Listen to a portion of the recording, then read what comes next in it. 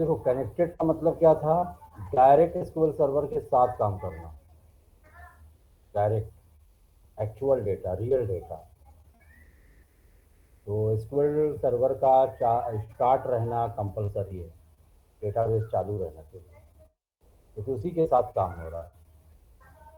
और तो जो भी ऑपरेशन हम फ्रंट एंड पर करेंगे उसका इफेक्ट सीधे बैक एंड पे पड़ेगा, यानी कि डेटाबेस पे पड़ेगा, क्योंकि साथ में काम हो रहा है। अगर आप कोई डेटा, कोई रो अपडेट कर रहे हो तो वो अपडेशन एसक्यूएल सर्वर में हो जाएगा। कोई डिलीशन का काम कर रहे हो तो डेटा डिलीट हो जाएगा आपके डेटाबेस में। अब सुनो, डिसकनेक्टेड इन्वायरमेंट जो होता है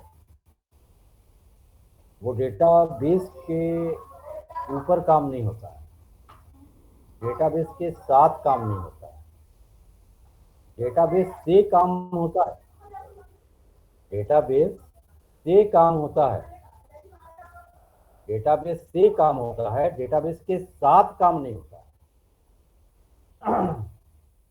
कनेक्टेड इन्वायरमेंट जो है वो डेटाबेस के साथ होता है।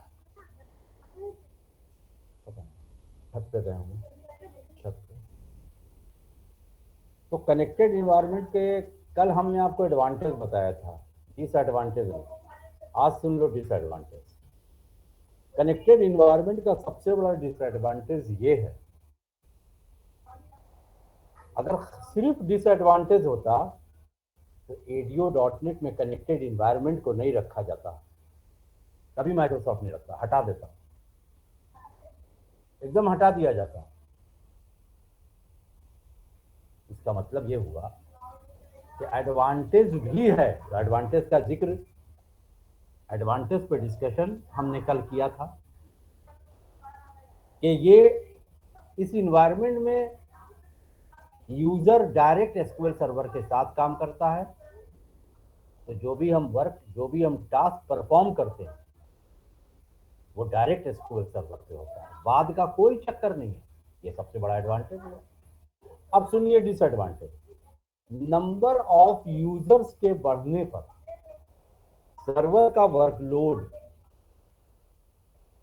बढ़ता है, और जब सर्वर का वर्कलोड बढ़ेगा तो परफॉर्मेंस में कमी आएगी। अब आपको सोचना है कैसे। तो सुनिए, नंबर ऑफ यूजर्स के बढ़ने पर डेटाबेस आपका एक है और उस पर रिक्वेस्ट 10 लोगों की आ रही है। गेट माई पॉइंट, 10 लोगों की रिक्वेस्ट आ रही है, तो डेटाबेस तो एट ए टाइम एक ही यूजर के लिए काम करेगा ना, 10 के लिए तो काम करेगा नहीं, क्यू में डाल देगा, शेड्यूलिंग हो जाएगी। अब प्रायोरिटी बेस्ड डेटाबेस हर एक यूजर को रिस्पॉन्स देगा। तो मान लीजिए कि अगर मेरी रिक्वेस्ट पहले गई तो डेटाबेस मेरे लिए पहले काम करेगा, जो भी काम हम करवा रहे हैं उसको, मांग रहे हैं या दे रहे हैं या अपडेट करवा रहे हैं या कुछ भी कर रहे हैं एक्शन, और जो मेरे बाद जिसकी रिक्वेस्ट गई है वो क्यू में लग जाएगा। यानी कि वेस्टेज ऑफ टाइम, यूजर का वेस्टेज ऑफ टाइम है। जब तक हम उस डेटाबेस को रिलीज नहीं करेंगे दूसरे यूजर का काम नहीं होगा।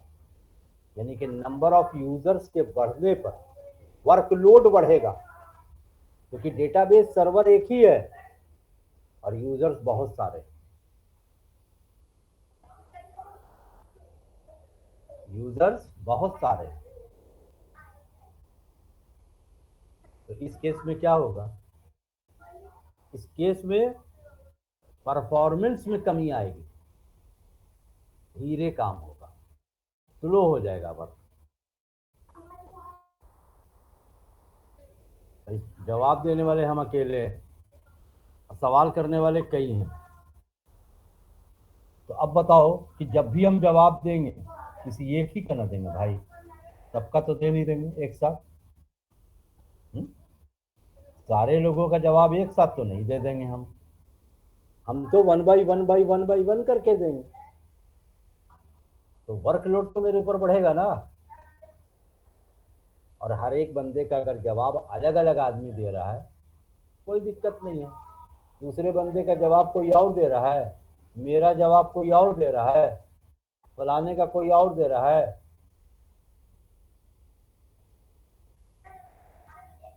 काम भी जल्दी होगा, रुकेगा किसी का नहीं। और अगर एक ही है तो दूसरे बंदे को रुकना पड़ेगा ना। मान लो कि समीर ने मेरे से क्वेश्चन किया, हमने उनका क्वेश्चन सुना, और उसी बीच दीपक ने क्वेश्चन कर दिया, उसी बीच आसिफ ने भी क्वेश्चन कर दिया, उसी बीच फाबिहा ने भी क्वेश्चन कर दिया। तो अब बताओ, इन चारों लोगों में पहले तो हमको समीर ने क्वेश्चन किया था, तो मैंने क्या किया कि मैंने समीर का इन लोगों को बोला कि आप लोग अभी रुक जाओ, समीर के सवाल का जवाब दिया। उसके बाद फिर दीपक के सवाल का जवाब दिया। दीपक को वेट करना पड़ा कि नहीं, क्योंकि जवाब देने वाला एक है ना।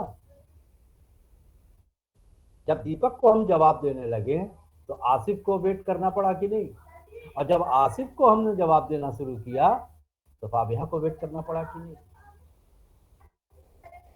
तो इससे परफॉर्मेंस क्या हुआ, मेरा मेरा मेरा परफॉर्मेंस लो हो गया, मेरा परफॉर्मेंस लो हो गया।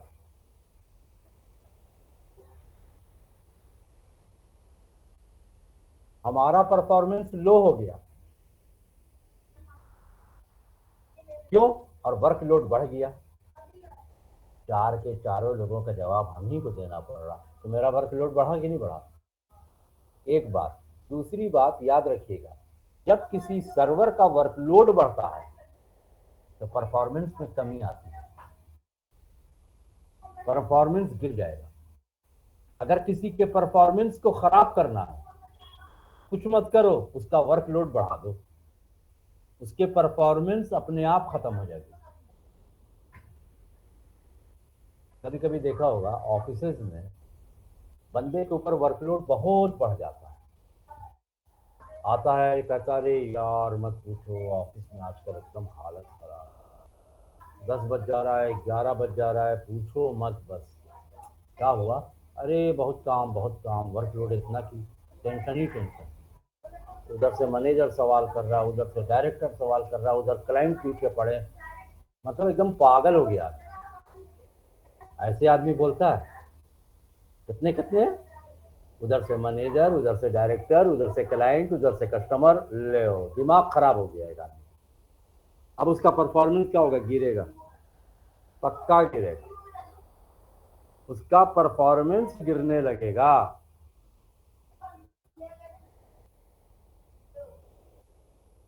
उसका परफॉर्मेंस गिरने लगेगा। तो वर्कलोड बढ़ने पर परफॉर्मेंस में कमी आती है। यह है कनेक्टेड का डिसएडवांटेज। इसको देखते हुए ADO.NET में डिसकनेक्टेड आर्किटेक्चर का यूज किया गया। अब आपको समझना है कि डिसकनेक्टेड आर्किटेक्चर क्या है। इस मोड ने कनेक्टेड इन्वायरमेंट के डिसएडवांटेज को दूर किया, रिजॉल्व किया, और कुछ नहीं। बहुत सारे काम ऐसे हैं जो कनेक्टेड इन्वायरमेंट के बिना नहीं हो सकता, नहीं हो सकता, कनेक्टेड इन्वायरमेंट के बिना नहीं हो सकता। जैसे रेलवे है आपका, जैसे बैंक है आपका, जैसे LIC है आपका, जैसे मनी ट्रांसफर का काम है, कोई भी हो। हाँ, डेटाबेस सर्वर को एक्सपोज करने के लिए, उसके फैसिलिटीज के लिए, उसके परफॉर्मेंस के लिए थर्ड पार्टी टूल्स, APIs, बहुत सारी चीजें यूज हो रही, सिर्फ परफॉर्मेंस ही बढ़ाने के लिए तो है। गली गली लोग रेलवे रिजर्वेशन और फ्लाइट रिजर्वेशन और एक से एक एप्लीकेशन बनी हुई है, जो कि हम घर बैठ के फ्लाइट का टिकट भी बुक कर रहे हैं, रेलवे का टिकट भी बुक कर रहे हैं। तुमको क्या लग रहा है कि इंडियन रेलवे ने अपना डेटाबेस आपको दे दिया है? ऐसी गलती कभी करेगा रेलवे? आप घर बैठ के ट्रांसफर कर रहे हैं, आपको क्या लग रहा है पंजाब नेशनल बैंक ने अपना डेटाबेस सर्वर दे दिया आपको? नहीं सर, सब API कॉल होती है। रिक्वेस्ट जाती है, हम डेटा मांगते हैं, वो मेरे मांगने के अकॉर्डिंग एपीआई के पास आती है, एपीआई जेसन के फॉर्मेट में क्लाइंट को रिस्पॉन्स देता है। आई बात समझ में? या एक्सएमएल के फॉर्मेट में। हमारे एपीआई को कुछ पता नहीं होता है कि कैसा डेटा है, कहाँ से आ रहा है, कुछ नहीं। ये इसको सर्विसेज कहते हैं। तो रूल्स बहुत हैं डेटाबेस सर्वर के परफॉर्मेंस के लिए, सर्वर के परफॉर्मेंस के लिए, कैशिंग वगैरह का कॉन्सेप्ट है, बहुत सारे हैं, बहुत कितना बताऊं। तो जब हम आगे पढ़ाएंगे तो बताना। अभी तो मैं डेटाबेस सर्वर की बात कर रहा हूं, आईआईएस सर्वर की बात नहीं कर रहे हैं, या अपाचे की या टॉमकैट की। अभी तो हम डेटाबेस सर्वर की बात कर रहे हैं। डिस्ट्रीब्यूटेड बनाया रेलवे ने, जोनल वाइज, बैंक ने भी बनाया, state wise, city wise, area wise. Main server तो मुंबई में है एसबीआई का, पंजाब नेशनल बैंक का। वहां से हम थोड़ी एक्सेस कर रहे हैं कोई चीज, वहां से डेटा एपीआई के थ्रू आता है। बाकी ब्रांचेज ने अपना अपना सर्वर बना के रखा है, सर्वर रूम में, वहां से वो डिस्ट्रीब्यूट कर रहे हैं सारा डेटा। जो सर्वर है मेन, क्या नाम है, एसक्यूएल सर्वर या ओरेकल। भाई कोई भी एप्लीकेशन चल रही है, जैसे रेलवे की एप्लीकेशन जो है इतनी बड़ी एप्लीकेशन, आपके बैंक की एप्लीकेशन है, तो वो एप्लीकेशन का कम्युनिकेशन किसी न किसी डेटाबेस के साथ तो हो ही रहा है। तो सुनिए, डिसकनेक्टेड इन्वायरमेंट डेटाबेस से काम करता है, डेटाबेस के साथ काम नहीं करता, डेटाबेस के ऊपर काम नहीं करता, डेटाबेस से काम करता है। से का मतलब क्या हुआ?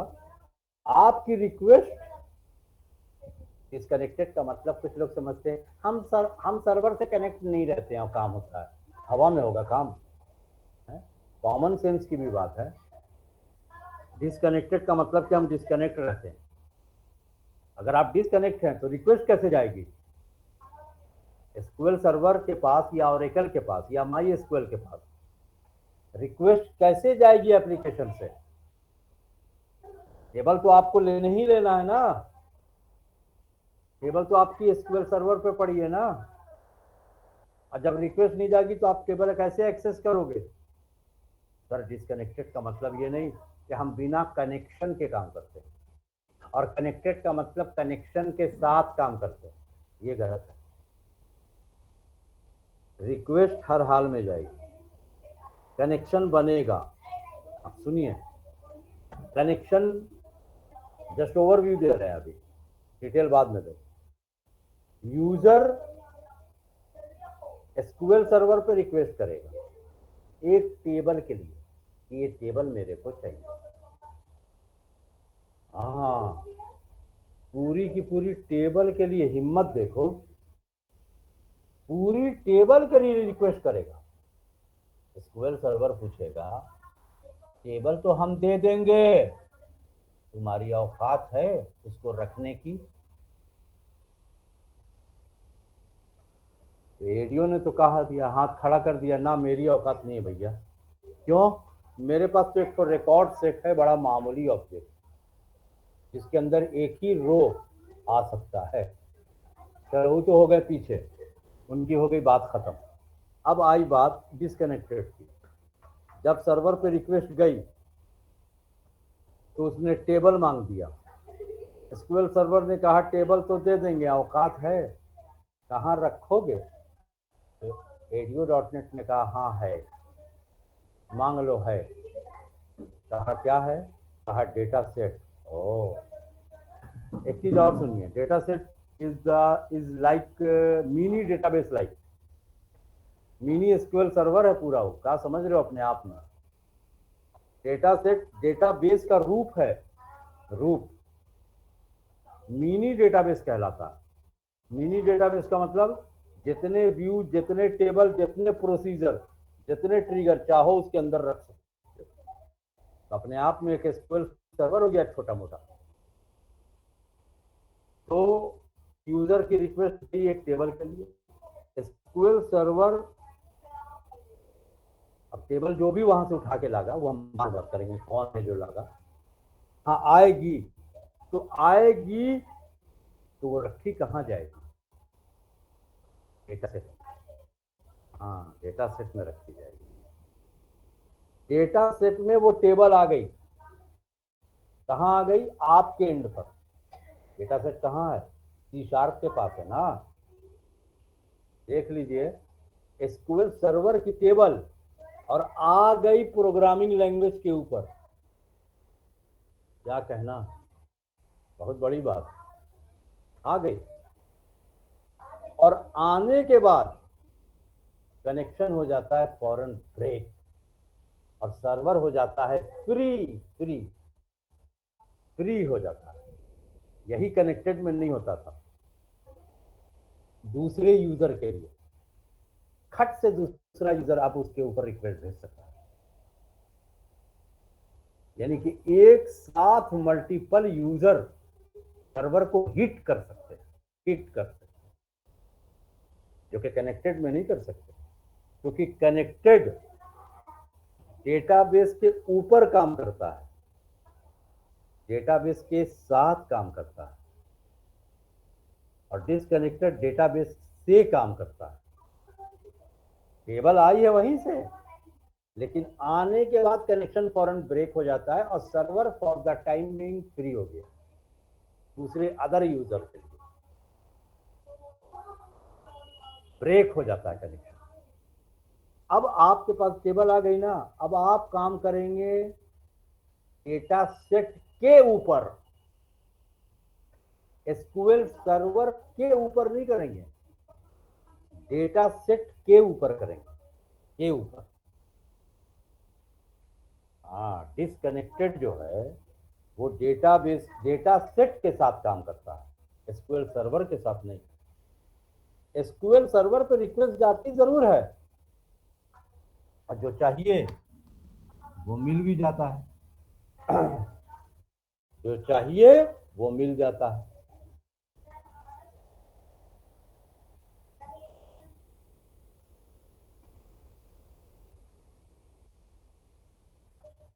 जो चाहिए वो मिल जाता है। अब सुनो, सपोज करो कि मैंने एसक्यूएल सर्वर से एक टेबल मांगा इम्प्लाई नाम की। इम्प्लाई नाम की टेबल उसने उठाया और हमारे डेटा सेट के अंदर हम लेके आ गए। मेरा रिलेशन एसक्यूएल सर्वर के साथ खत्म हो गया, नाता टूट गया, मेरे एंड पर चीज आ गई। अब हम जो काम करेंगे वो डेटा सेट पे करेंगे। अब मान लो कि दूसरा यूजर भी वही टेबल मांग दे, एसक्यूएल सर्वर उसको कहां से देगा? क्योंकि टेबल तो हम लेके आ गए अपने डेटा सेट में। अब दूसरे यूजर ने रिक्वेस्ट किया, उसके पास भी डेटा सेट है और वो भी इम्प्लाई नाम के ही टेबल को मांग रहा है, तो वो कैसे लाएगा? उसको कैसे देगा? एसक्यूएल सर्वर पैदा करेगा क्या? या इम्प्लाई नाम की 4 टेबल बनी हुई है, 50 टेबल बनी हुई है, कोई दिक्कत नहीं है, जिसको मांगना है मांगो, सब एक एक तो देते रहेंगे बैठे बैठे। बताओ 5 है क्या?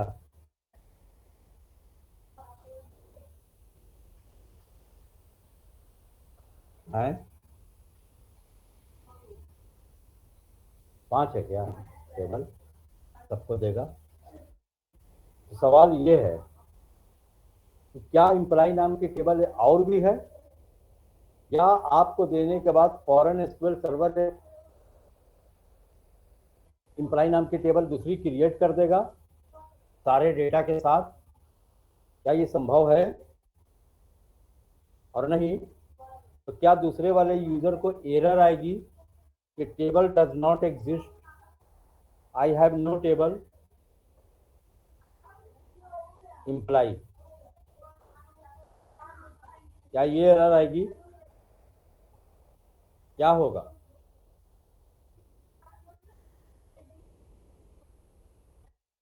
कुछ नहीं होगा, उसको भी टेबल मिलेगी। तीसरा यूजर रिक्वेस्ट करेगा, उसको भी वही टेबल मिल जाएगी अगर मांग रहा है तो।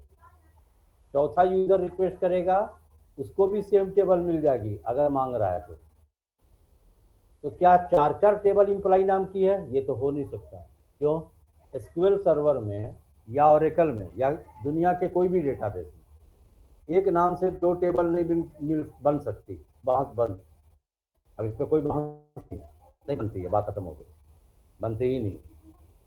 डिफरेंट नाम से चाहे जितना बनाना है बनाओ, 2 लाख बनाओ, 10,000 बनाओ, सेम नाम से नहीं। तो फिर सबको कैसे दे रहा है वो, जब एक ही टेबल है तो सुनिए, टेबल की कॉपी आती है, टेबल नहीं। एक स्कीमा आता है, स्कीमा, टेबल नहीं।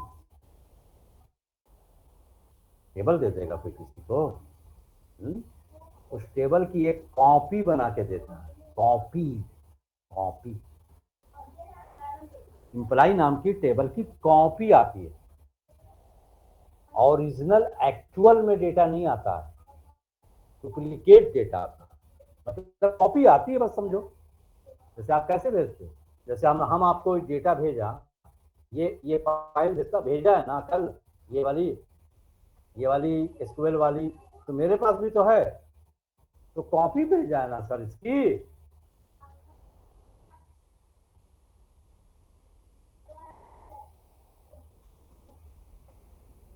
कॉपी करके तुम डेटा भेजते हो ना कहीं, तो वो भेजा है ना, इसकी कॉपी भेजा था। मेरे पास भी है, देखो देखो मेरे पास भी।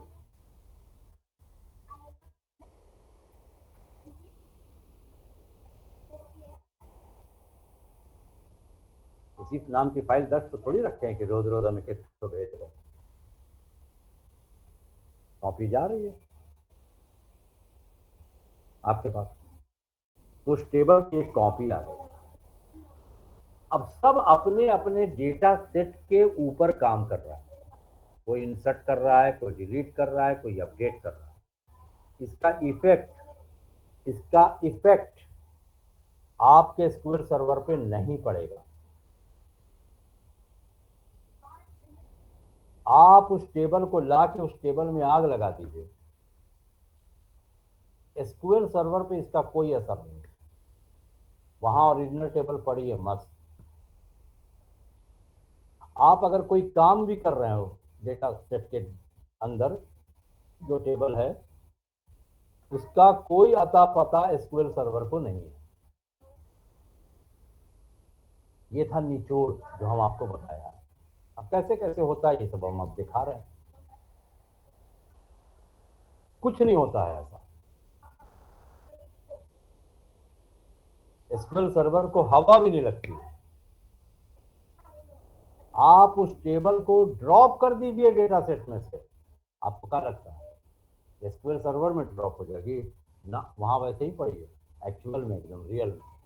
जाके देखोगे तो वहां दिखेगी।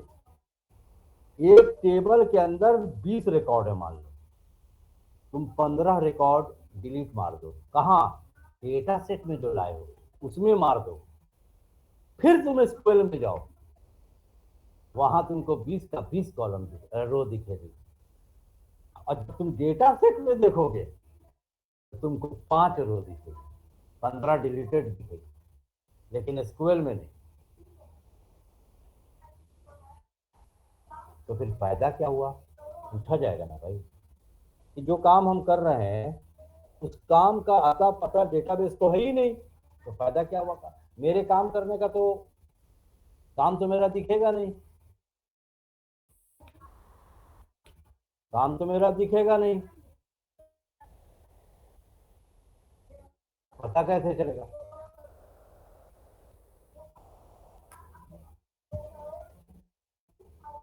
पता कैसे चलेगा भाई? एप्लीकेशन बंद होगी, वही वाली बात हो जाएगी लिस्ट और एरे लिस्ट वाली, कि जो काम हम लोग किया वो एसक्यूएल सर्वर को पता चला ही नहीं।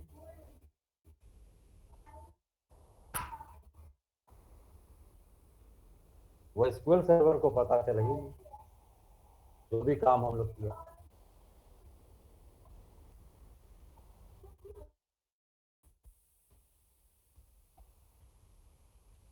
नहीं। अब सुनिए, डिसकनेक्टेड मोड में एसक्यूएल सर्वर को अपडेट करने के लिए अपडेट हमें फोर्सली करना पड़ेगा। कनेक्टेड में फोर्सफुली नहीं करना होता है, बल्कि अपने आप हो जाता है। हाँ, डिसकनेक्टेड में अपने आप नहीं होगा। डिसकनेक्टेड इन्वायरमेंट में आपको करना पड़ेगा। तो सर एनवायरनमेंट सेट करना पड़ता है, मतलब हम लोग कनेक्टेड यूज कर रहे हैं डिसकनेक्टेड यूज कर रहे हैं, कैसे पता चले? क्या आवाज नहीं आ रही? तो कनेक्टेड यूज कर रहे हैं या डिसकनेक्टेड यूज कर रहे हैं, कैसे पता चलेगा सिस्टम को? क्यों, ADO.NET यूज किया है कभी? क्या सर? ADO.NET यूज किया है कभी? हाँ किया सर। तो कैसे पता लगता है, कैसे करते हो डिसकनेक्टेड में काम करने में या कनेक्टेड में काम करने में? डिसकनेक्टेड में अगर आप काम कर रहे हो तो विदाउट डेटा सेट वो काम नहीं करेगा। एक बात और सुन लीजिए, data set is specially used for only disconnected environment in ADO.NET। अगर आपके कोड में डेटा सेट दिख जाए तो समझ जाना कि काम डिसकनेक्टेड मोड में हो रहा है, क्योंकि डेटा सेट कभी भी कनेक्टेड में काम नहीं करेगा। स्पेशली डिसकनेक्टेड के लिए पैदा किया गया इसको। ये ऐसा कंटेनर है जो टेबल के कॉपी को रखता है अपने अंदर, एक्चुअल कॉपी को नहीं, एक्चुअल डेटा को नहीं। तो सर आप वो कनेक्टेड मोड यूज करते हैं हम लोग? हाँ, है नहीं करते। कनेक्टेड में जो भी काम करोगे वो एसक्यूएल सर्वर में उसी वक्त हो जाएगा, क्योंकि हम एसक्यूएल सर्वर के ऊपर काम करते हैं, बाद का चक्कर नहीं है उसमें। हाँ, डिसकनेक्टेड में बाद का चक्कर है, क्योंकि कॉपी पे हो रहा है, उसको पता ही नहीं लगता कि क्या हो रहा है क्या नहीं हो रहा है, तो वो काम हम बाद में करते हैं। तो उसके लिए ADO.NET ने हमें एक अलग से हथियार, ऑब्जेक्ट दिया। क्या नाम उसका? जो डेटा सेट के किए हुए काम को एसक्यूएल सर्वर पर ले जाकर के अपडेट करवाता है कि हाँ भाई ये काम हुआ है, कर दो इसको, बताता है ले जाकर के। कौन है वो ऑब्जेक्ट? Command builder. नाम सुना होगा, जब ADO पढ़े हो तो नाम सुना ही होगा, कमांड बिल्डर। आगे आएगा सर। तो आप ये मत समझना कि डिसकनेक्टेड मोड में अगर हम काम करेंगे तो मेरा डेटाबेस अपडेट नहीं होगा। होगा सर, लेकिन उसको फोर्सफुली करना पड़ेगा आपको, अपने आप नहीं होगा। कनेक्टेड में अपने आप होता है और डिसकनेक्टेड में हमको करवाना पड़ता है, तो हम करवाएंगे।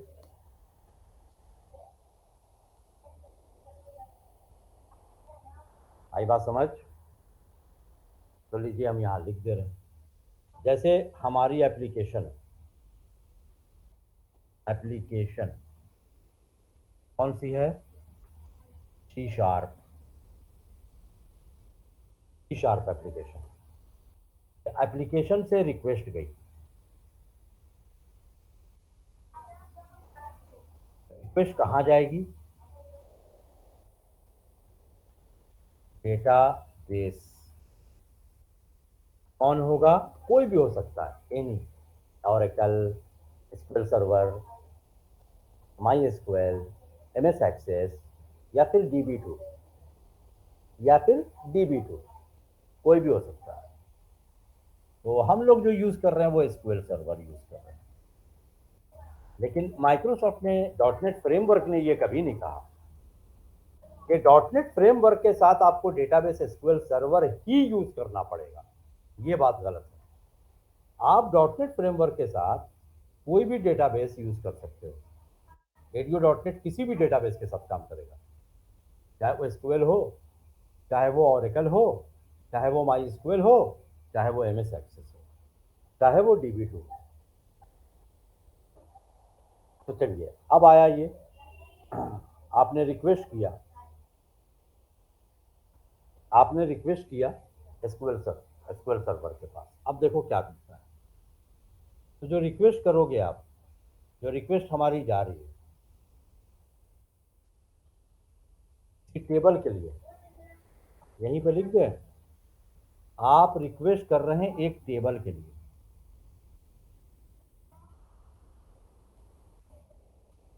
एक टेबल के लिए आप रिक्वेस्ट कर रहे हैं। फॉर टेबल लिख दें, याद रहेगा।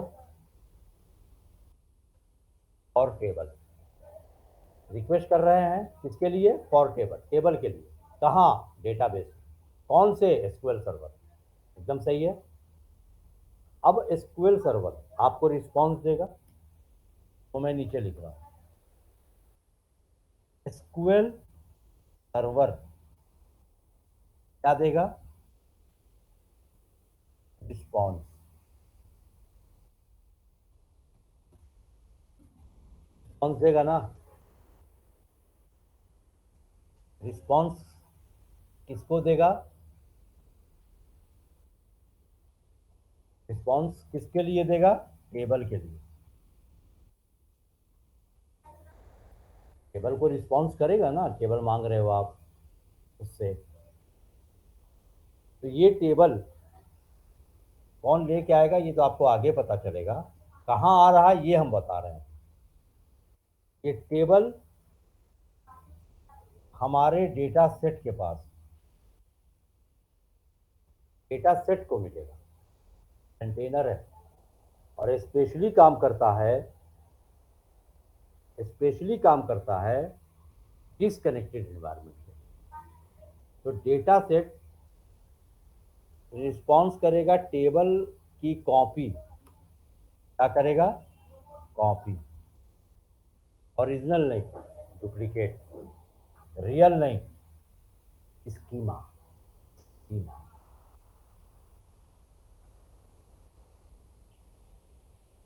ऐसा कैसे हो जाएगा कि तो एसक्यूएल सर्वर खाली हो जाएगा? वो क्या करता है कि आपकी रिक्वेस्ट आई, उसने आपको उस टेबल की एक कॉपी उठाया और आपको दे दिया और कहा कि लो जो समझ में आया करो, हमसे मतलब नहीं।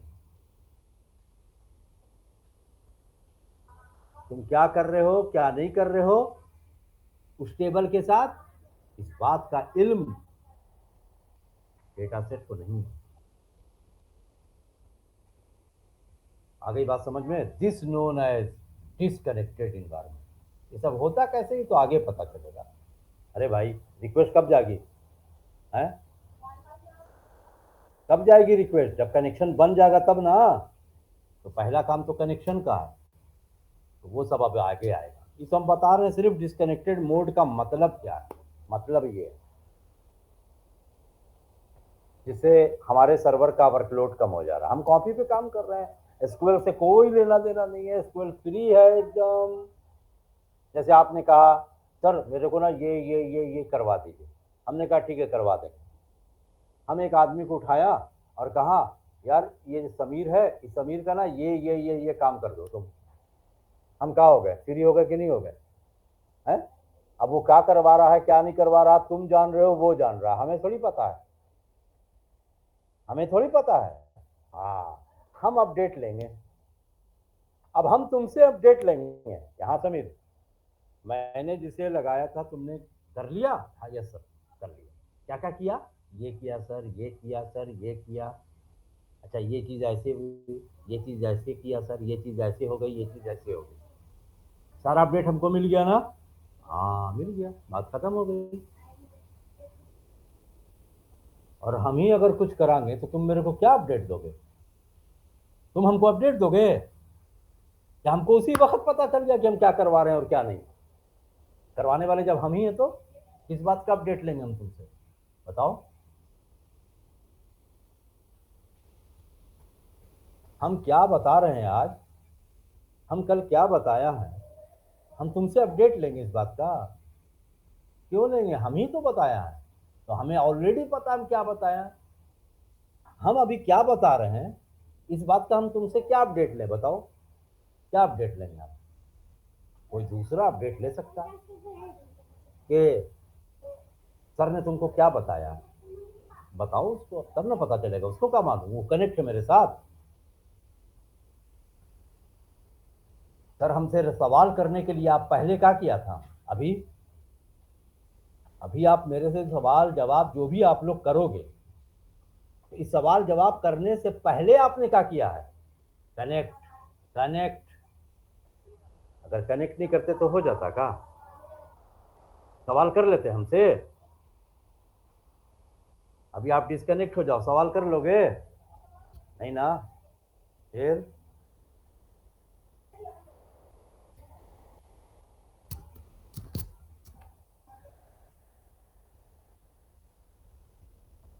नहीं ना होंगे भाई। डिस्कनेक्ट अगर हम हो जाए तो तुम लोग थोड़ी हमसे सवाल कर लो।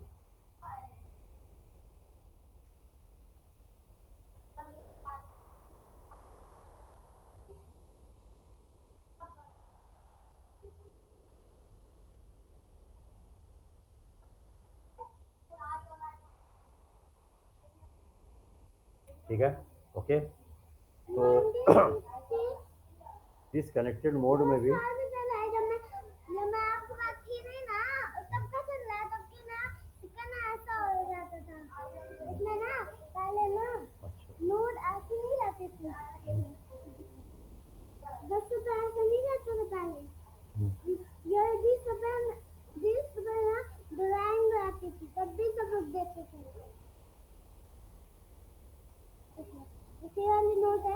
बात समझ में आ गई भाई?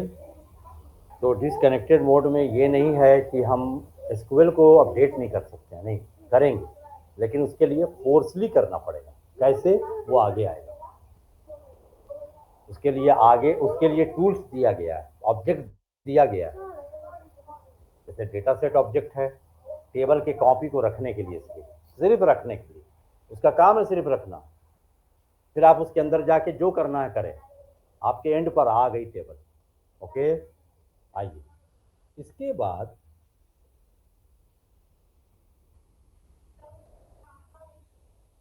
क्या इसकी जरूरत यहाँ पे नहीं।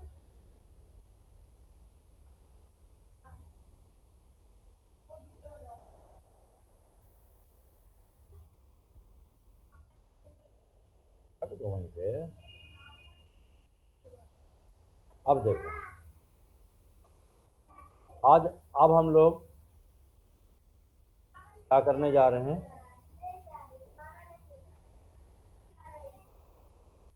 Architecture of ADO.NET। क्या मतलब हुआ इसका? रख दो, गिर जाता। आर्किटेक्चर का मतलब how to work in ADO.NET। Architecture का मतलब होता है कि काम कैसे हो रहा है ADO.NET। वो आया, चला आया है, चला गया।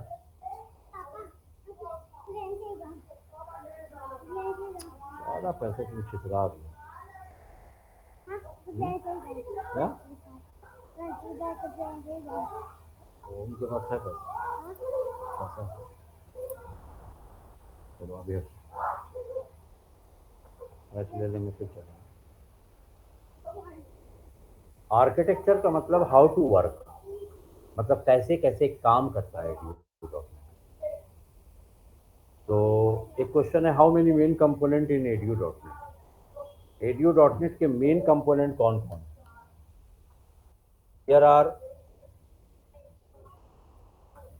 here are two main components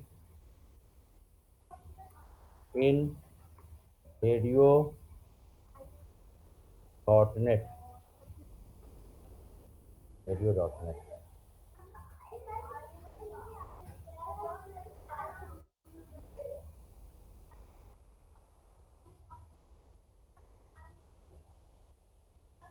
पहला, समीर और दीपक बताओ, वो दो मेन कंपोनेंट कौन कौन है जिनके बिना ADO.NET कुछ भी नहीं है, मतलब काम ही नहीं होगा।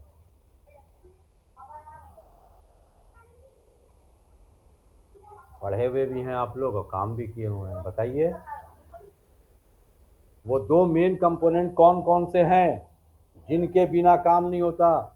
जो फ्रेमवर्क में हम बताया था कि डॉटनेट फ्रेमवर्क के दो मेन कंपोनेंट हैं, नंबर एक CLR, नंबर दो डॉटनेट बेस क्लास लैंग्वेज।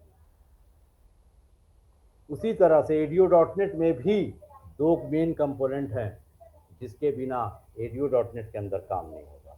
वो दो कंपोनेंट कौन कौन से?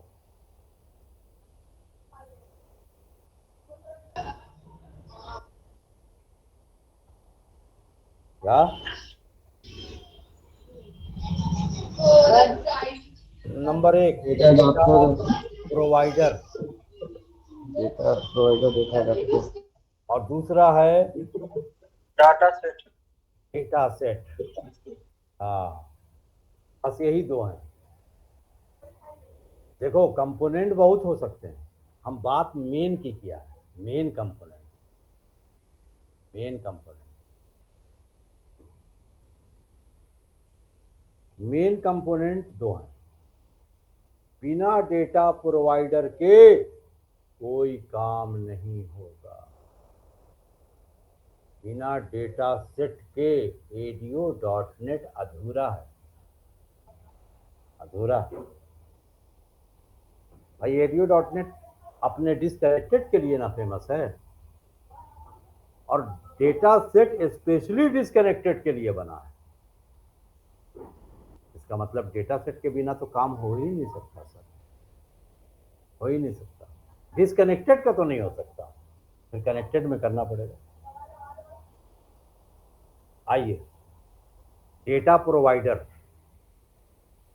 होता क्या है? चलो पहले मैं लिखता हूं, उसके बाद अपने आप समझ में आएगा। Data provider, provider is just used as a bridge, as a bridge। Bridge समझते हो ना सर? ब्रिज, आसान वर्ड में पुल, पुल। और ब्रिज आपने देखा होगा, ब्रिज दो पॉइंट को मिलाता है, जहां से शुरू होता है और जहां खत्म होता है। तो दो जगह मिल रही है ना आपस में। ज्यादातर आपने देखा होगा किसी नदी, दरिया, गंगा, समुंदर, समुंदर तो नहीं, उसका तो छोर नहीं पता लगता, नहीं देखा है? ब्रिज रहता है इस पार से उस पार जाने के लिए, बीच में नदी है या जो भी है, बड़े बड़े नाले भी होते हैं, तो ब्रिज बना होता है छोटा मोटा पार करने के लिए। तो दो पॉइंट है जो जिसको वो जोड़ रहा है। तो data provider just use as a bridge, एक ब्रिज की तरह काम कर रहा है, तरह यूज होता है इसका। which is which is communicates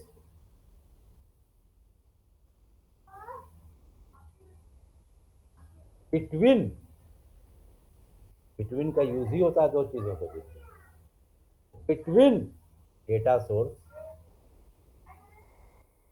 data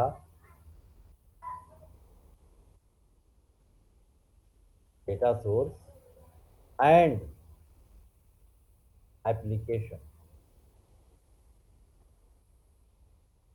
बोले तो डॉट, देख लीजिए सर, डेटा प्रोवाइडर कम्युनिकेशन का काम कराता है, डेटा सोर्स बोले तो एसक्यूएल सर्वर, एंड एप्लीकेशन बोले तो डॉट नेट। यानी डॉट नेट और एसक्यूएल सर्वर के बीच कम्युनिकेशन का काम करता है। बताइए कितनी बड़ी चीज है डेटा प्रोवाइडर है। जब तक आपकी एप्लीकेशन कम्युनिकेट नहीं करेगी एसक्यूएल सर्वर से, आप रिक्वेस्ट भेज दोगे, टेबल ले लोगे, डिलीट कर दोगे, अपडेट कर दोगे, इंसर्ट कर दोगे या रीड कर लोगे,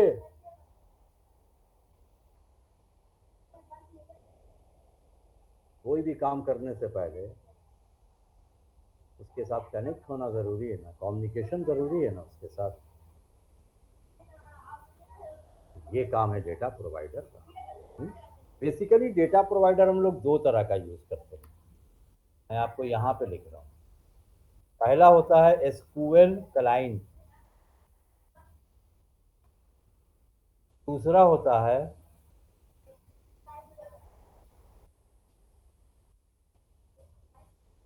हाँ sir,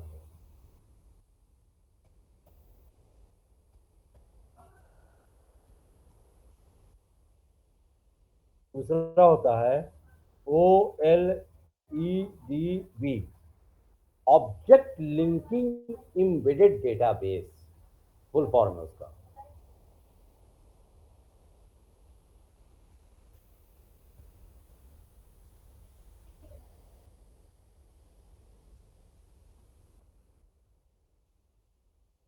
object linking embedded database. अब ये दोनों क्या है, नाम है किसका, डेटा प्रोवाइडर। दोनों तो डेटा प्रोवाइडर है ना, तो सर एक ही चीज दो दो क्यों है? ताज्जुब होगी कि नहीं होगी आदमी को? है? मेरे घर में ऑलरेडी फ्रीज है, हम फ्रीज लिए चले आ रहे हैं, वॉशिंग मशीन लिए चले आ रहे हैं, घर वाले देखते ही गर्म हो गए, भड़क गए एकदम। कहा एक बात बताओ, आप ऑलरेडी फ्रीज थी, आप फ्रीज लिए आ रहे हो, ऑलरेडी वॉशिंग मशीन रखी है, आप वॉशिंग मशीन लिए आ रहे हो। एक ही चीज दो दो क्यों? क्यों? अब दो क्यों का जवाब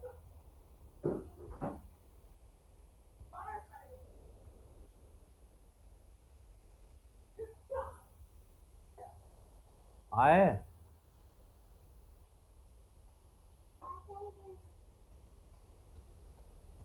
एक ही चीज दो दो क्यों?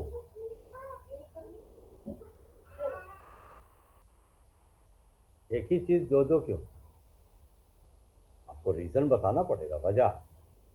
एसक्यूएल क्लाइंट डेटा प्रोवाइडर है और ओएलईडी भी डेटा प्रोवाइडर है, तो एसक्यूएल क्लाइंट का भी काम यही वाला है ना, यही है ना जो लिखा है, और ओएलईडी का भी काम यही है जो लिखा है यहाँ, कम्युनिकेशन का दोनों के बीच। तो सर जब कोई एक एक ही चीज नहीं, जब कोई दो चीज एक ही काम करे, उसमें केस आता है, केस। किस केस में हम एसक्यूएल क्लाइंट यूज करेंगे और किस केस में हम ओएलईडी भी यूज करेंगे? कौन बताएगा? दोनों लोगों में से कौन बताएगा?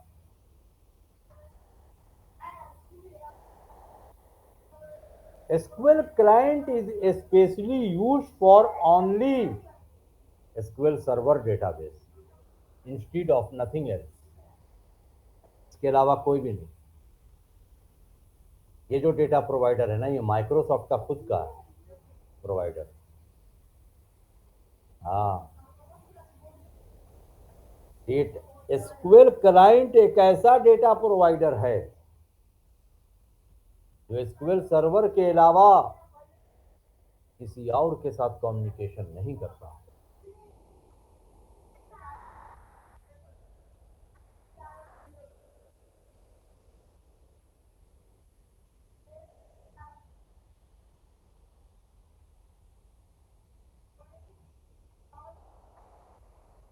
अदर के लिए ओएलईडी भी यूज करते हैं। अदर मतलब एमएस एक्सेस या फिर ऑरेकल इंजन। अदर डेटाबेस के लिए ओएलईडी भी यूज किया जाता है। और एसक्यूएल क्लाइंट जब आपकी एप्लीकेशन एसक्यूएल सर्वर के साथ कम्युनिकेशन कर रही है, एसक्यूएल सर्वर को जब आप कनेक्ट करोगे, तो वहां पे डेटा प्रोवाइडर जो यूज होगा वो एसक्यूएल क्लाइंट होगा। तो ये अभी जो मतलब हम बता रहे हैं वो टेक्निकल मतलब है। और according to oops object oriented के कॉन्सेप्ट में डेटा प्रोवाइडर क्या है, देखिए क्या है। Using system dot data dot SQL client. Name space है, क्या बात, नेम स्पेस है, एसक्यूएल क्लाइंट नेम स्पेस है जो सिस्टम नेम स्पेस के अंदर है। अब चाहे अगर ये आपको इंपोर्ट करना पड़ेगा सबसे पहले, तब इससे रिलेटेड क्लासेस मिलेगी आपको। Name space is the collection of class, starting में बताया था, एकदम स्टार्टिंग में। और अगर मान लीजिए आपकी एप्लीकेशन ऑरेकल के साथ काम कर रही है, तो आप लिखेंगे using system dot data dot OLEDB। क्या है ये? ऊप्स के कॉन्सेप्ट के according data provider name space का रूप है, रूप। और ये तो इसका टेक्निकल डिफिनेशन है, वर्किंग।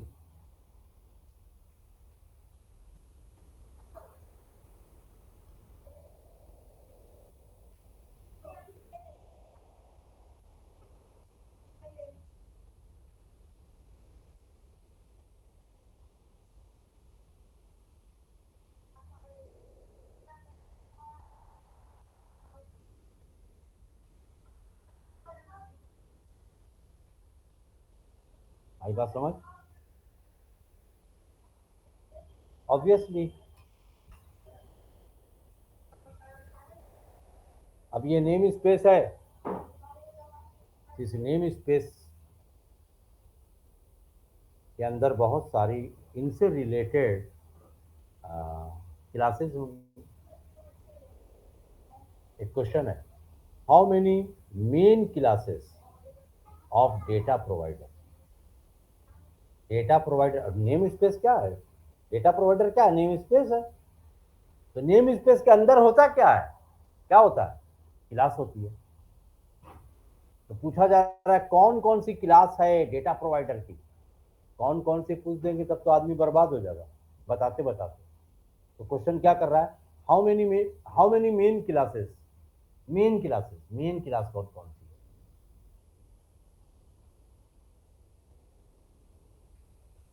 क्या पूछा जा रहा है? Main classes.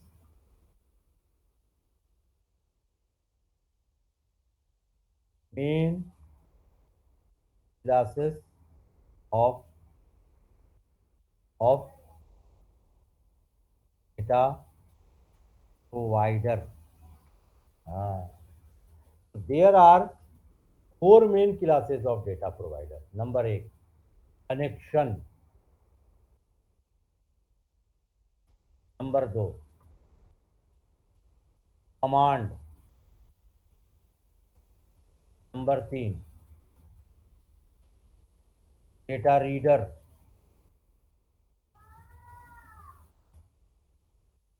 नंबर 4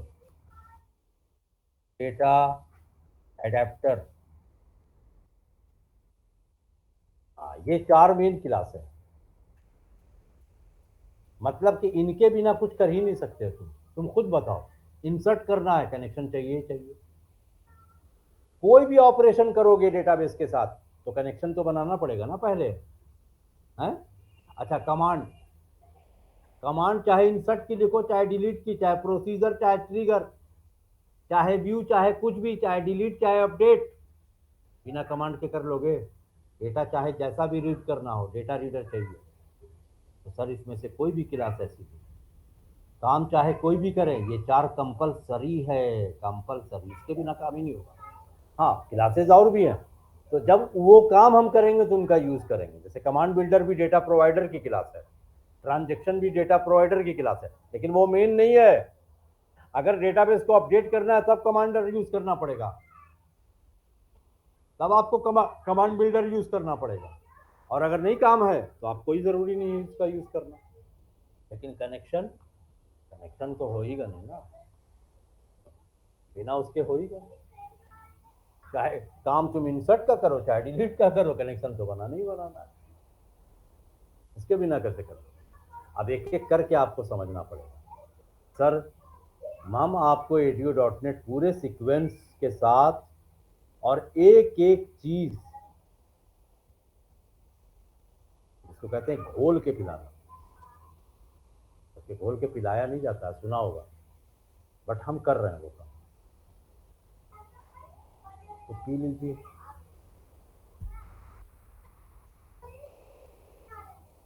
कोई पिलाता नहीं है, हम पिला रहे हैं,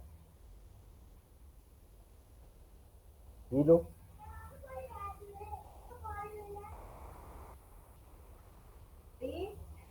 उधर ही गई आंटी की तरफ लगा। आई बात समझ में? सीक्वेंस में चल रहे हैं और एक एक चीज की क्लियरिटी भी दे रहे हैं। ये कॉन्सेप्ट है, समझ लीजिए आप कि अभी थ्योरी, अभी एक दिन की थ्योरी और है, थ्योरी तो रोज होगी, मतलब हमको एप्लीकेशन में आने, प्रैक्टिकल आने के लिए एक दिन की अभी आउट थ्योरी है, तब वहां आपको एकदम आसान लगेगा। अगर ये सब चीजें एकदम कंप्लीट है, ये कॉन्सेप्ट क्लियर हैं, और आज वाला सबसे इंपॉर्टेंट है, कहाँ से? यहाँ से, ये जो बताया। चलो ये फाइल हम आज दे भी दे रहे हैं, रोज ले लो, दिक्कत क्या है, देना कोई बड़ी बात नहीं है, यहीं पर भेजेंगे चट से, यहीं पर भेजेंगे क्लास से।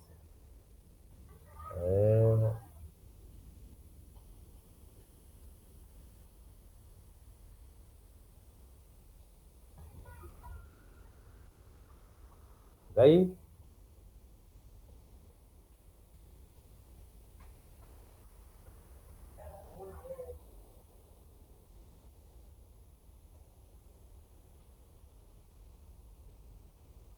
भेज दिया, डाउनलोड कर लीजिए, पढ़ लीजिएगा। जी सर आ गए।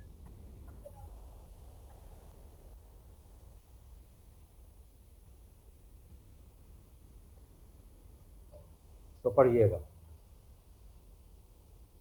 बाकी कल बताओ, ठीक ठीक है? ठीक है सर, ठीक। ओके।